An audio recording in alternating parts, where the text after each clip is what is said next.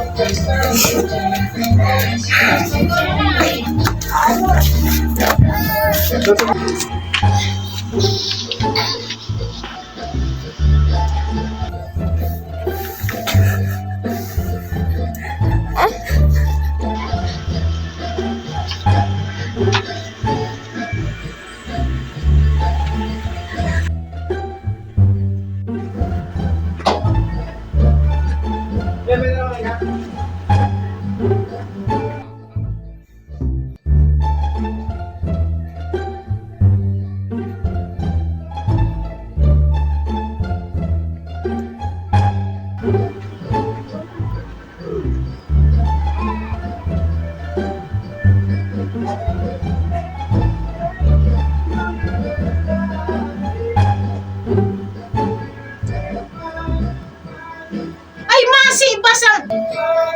Ay, masi basag! Ay, masi basag! Ay, masi basag! Ay, dati sa ibaba! Bakit pasagan ka mo? Ay! Sino nagpatang dyan? Mapis yun na yan, eh! No! Inulugday ka nini! Mapis! Munay ka kaa dyan! Inulugday ka nini!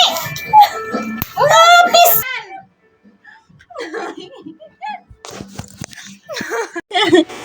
Nay! Sabi mo na i-prank lang, mama lang! Vlogger nami! Ha? Nay! Oy, kinarkargaw ni ka! Naulog! Ha? Ala! Lagot!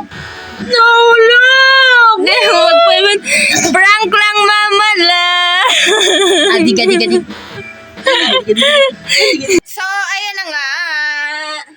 Na-prank namin ang lola. Ano sabi mo muna, naulog? Noy, na-prank si na lang.